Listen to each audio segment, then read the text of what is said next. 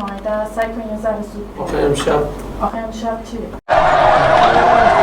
امشب باز آمده باشه میشه که علی هستی من از قبل بهت گفته بودم شب تولدم بابا قلاده میاد دلم یه بغل زیر بابامو میخواد یه علامت سوال تو ذهنم همیشه زندگی ما مثل بقیه باشه چی میشه مریض شدم شب سال تحویل تو عید و عزا حتی روزای تعطیل کنارم نبودی و عکس تو بغل کردم کنارت نبودم و تا صبح گریه کردم شب تولدم و تو آماده باشی اصلا لج کردم الان باید اینجا باشی خیابون شلوغ دلم شور میزنه دیشب خواب دیدم خونی بود پیرهنت خواب دیدم توی گله گور گیر کردی دم مدرسه موندم و تو باز دیر کردی خواب دیدم کل فامیل سیاپوشه مامان پس افتاده تو کوچه بیهوشه تو خیابون همه دارن شعار میدن زنا موهاشونو از ته بریدن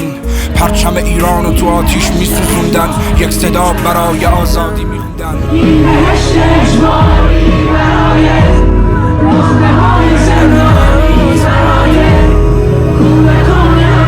یکی با دوربین یه گوشه واستاده بود رفیقشو تو جمعیت فرستاده بود فیلم گرفت و رفیقش زنا رو میزد پست گذاشت و هشتگ حکومت میزد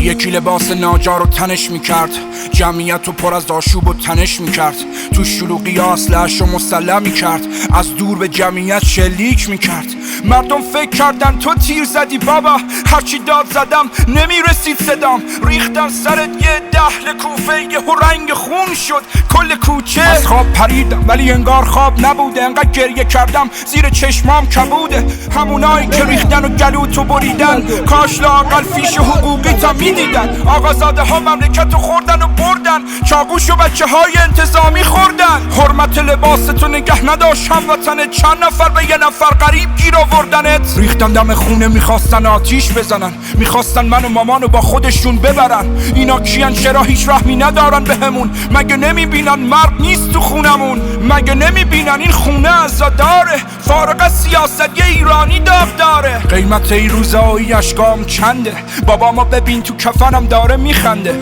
دخترا بابایین آه دختر گیراس از اونی بترس که پشتش فقط خداست دلم لک زده ببینم تو لباس نظامی نقطه ته خط سر خط نه مظلوم